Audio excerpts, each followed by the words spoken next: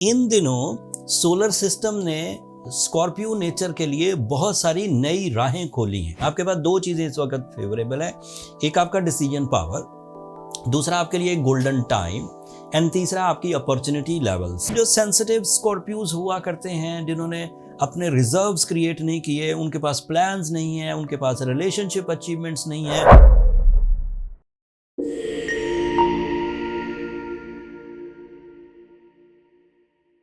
अस्सलाम वालेकुम स्कॉर्पियोज, मैं हारिस अज़मी प्रोफेशनल एस्ट्रोलॉजर आपकी खिदमत में हाजिर हूँ इस हफ्ते की एस्ट्रोलॉजिकल रिसर्चेस के साथ। 9 सितंबर से लेकर 15 सितंबर तक जिस तरह से प्लानिटरी एक्शंस आपके मामलात को सुधार सकते हैं या बिगाड़ सकते हैं, उसकी रिपोर्ट बीइंग एस्ट्रोलॉजर आपकी खिदमत में पेश करता हूँ। सोलर सिस्टम अल्लाह की एक नेमत है, एक ऐसा सिस्टम जो दिन तलू करने, रात का पर्दा क्रिएट करने या फिर सर्दियाँ, गर्मियाँ, अरूज और जवाल सब का सबब बनता है। फलों के पकने से लेकर आपकी मैच्योरिटी लेवल्स तक हर चीज़ यही सोलर सिस्टम प्रोड्यूस कर रहा है। जैसे हम लोग जब ये कहते हैं कि हमारा बेटा या हमारा बच्चा 1 साल का हो गया है, तो ये यूनिट ऑफ सन है, सूरज। 1 साल का मतलब है कि सूरज 360 दफ़ा तलू हुआ, 360 दफ़ा ग्रूब हुआ, तो 1 साल गुजर गया। एंड इसी से हम मैच्योरिटी इंसान की काउंट करते रहते हैं कि अब 10 साल का हो गया, अब 16 साल का हो गया। सो ये सब चीज़ें मैं इसलिए बयान कर रहा हूँ कि इन दिनों सोलर सिस्टम ने स्कॉर्पियो नेचर के लिए बहुत सारी नई राहें खोली हैं एंड उन राहों को आप अल्लाह ताला की नेमत जानकर अपने लिए कामयाबियों का बेस बना सकते हैं। पहली खबर सुनिए, आपका रूलिंग प्लैनेट मार्स इस वक्त 9th एंगल पर है। एस्ट्रोलॉजिकल, वेस्टर्न एस्ट्रोलॉजिकल रूल्स के मुताबिक it is an ideal position for the Scorpio people for overseas travelling and higher education with some sudden gains. तालीमी काबिलियत तो आप अपने टैलेंट के मुताबिक परफॉर्म करेंगे एंड आपको टाइम अच्छा मिल जाएगा, कंसंट्रेशन अच्छी मिल जाएगी, जिस्म आपका साथ देगा, प्रेजेंस ऑफ माइंड रहेगी, कॉन्फिडेंस लेवल रहेगा, चीज़ों को याद करने की सलाहियत, मेमोरीज, स्किल्स या कम्युनिकेशन या राइटिंग, ये सब आपको फेवर करेगी। ये तालीम के लिए बहुत मौजूद चीज़ें, लेकिन ये सिर्फ तालीम में काम नहीं आएंगी। आप अदरवाइज़ भी अपने स्टार्टअप्स शुरू कर सकते हैं, अपने relation with the higher ones like जो एज में ज़्यादा हैं या इख्तियार में ज़्यादा हैं, उनके साथ अपने रिलेशंस अच्छे बना सकते हैं। अपने बहन भाइयों के लिए अगर आप किसी तरह का कोई पॉजिटिव प्लान किए हुए थे तो वो लेकर चल सकते हैं। सो मार्स इस तरह का एक फ़ायदा दे रहा है। दूसरी तरफ का फ़ायदा, तमाम वो स्कॉर्पियोज जो हिजरत के उम्मीदवार हैं, उन्हें एक जगह से दूसरी जगह मूव करना है फॉर सम एजेंडा, कोई बड़ा मकसद है या कोई सहूलत है या किसी तरह का कोई प्रॉफिट है, तो आप वो इख्तियार कर सकते हैं, आपको आसाइश मिलेगी। डॉक्यूमेंटेशन वाले इश्यूज़, कानूनी पेचीदगियाँ रिजॉल्व होंगी समंदर पार सफ़र के लिए। दूसरी खबर सुनिए, सूरज और मरकरी दोनों 11th एंगल पर है एंड दोनों ही पॉजिटिव है। मरकरी तो 11th एंगल का ही रिप्रेजेंटेटिव है। जब कभी रिप्रेजेंटेटिव अपने ही एंगल पर हो तो वो मैक्सिमम सपोर्ट दिया करता है। Mercury is a favour from the solar system for your losses recoveries, for your teamwork, for your group activity, for your partnership businesses, for your type of क्या कह सकते हैं, जिसमें एक बहुत बड़े लोगों की तादाद मिलकर कम्युनिटी वाइज कोई काम करना चाहे तो ये उसको रिप्रेजेंट करता है। सो जो काम आप इनफरादी तौर पर कर सकते हैं वो भी आपकी कामयाबियों की वजह बनेंगे, और जो काम आप टीम वर्क के तौर पर कर सकते हैं वो भी आपकी कामयाबियों की वजह बनेंगे। अगली खबर ये है कि आपके लिए जुपिटर 8th एंगल पर है। सो आपको ज़्यादा डिपेंड अपनी प्लानिंग पर, अपने अवेलेबल रिसोर्सेज पर, अपनी एक्यूरेसी पर और अपनी जिस्मानी कुव्वत पर करना चाहिए। खुशबख्ती इस वक्त आपके लिए बहुत ज़्यादा फेवरेबल नहीं। आपके पास दो चीज़ें इस वक्त फेवरेबल हैं, एक आपका डिसीजन पावर, दूसरा आपके लिए गोल्डन टाइम एंड तीसरा आपकी अपॉर्चुनिटी लेवल्स। जो लकी फैक्टर्स के एवज अनएक्सपेक्टेड पॉजिटिव चेंजेस आती हैं वो फ़िलहाल अवेलेबल नहीं है, लेकिन कामयाबी दो ही तरह से मिला करती है, या तो किस्मतन या तो अमली इकदामात के तौर पर। तो अमली इकदामात वाली कामयाबियां इस वक्त मुयस्सर है। सैटर्न आपके लिए 5th एंगल पर रेट्रोग्रेड है।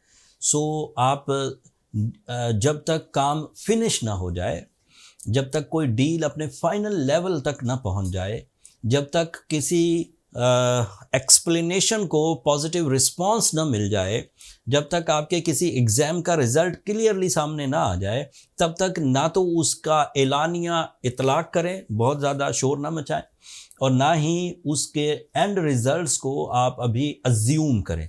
चेंजेस आ सकती हैं, ये छठी हिस्स को थोड़ा डिस्टर्ब करेगा, ये अनएक्सपेक्टेड जो ट्रबल्स हैं उसे प्रोड्यूस कर सकता है, but that is only information.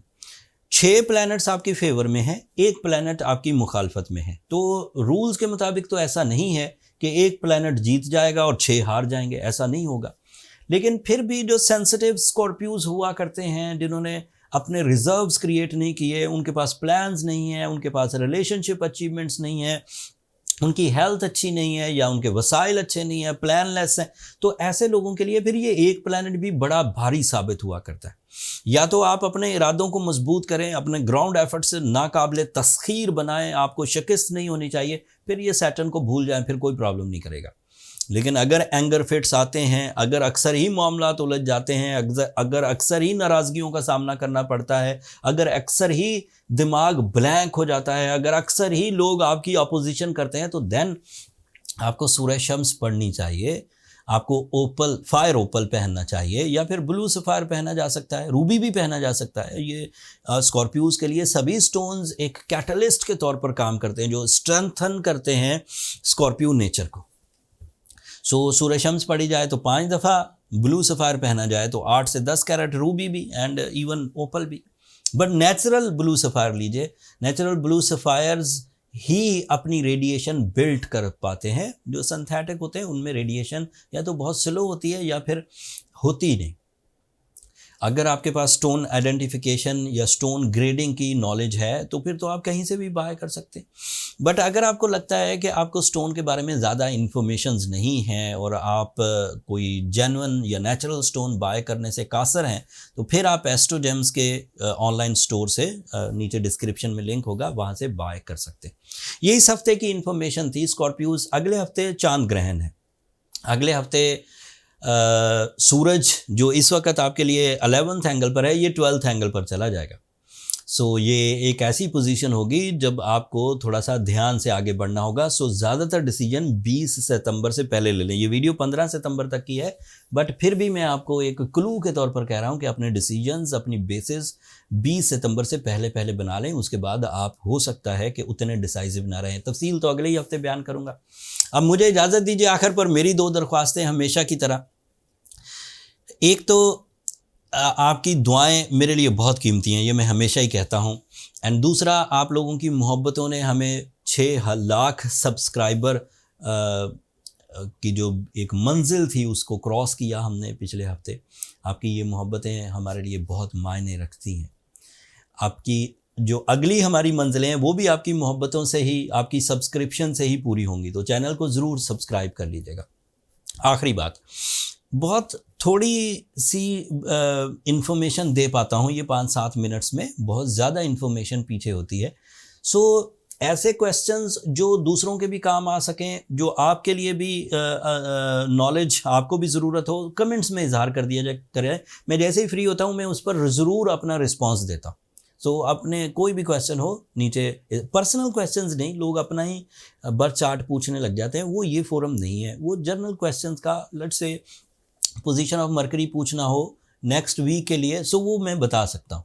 लेकिन अगर कोई पूछे कि मेरा ही पूरा बर्थ चार्ट बता दें, तो इसका मतलब ये होता है कि 7 प्लैनेट्स को उसके बर्थ से लेकर आज के दिन तक कैलकुलेट किया जाए। ये एक लंबी थ्योरी, ईजी नहीं है। तो ऐसे सवाल ना किया करें, मेहरबानी होगी। अगले हफ्ते तक के लिए इजाज़त दीजिए। अल्लाह ने के बाद।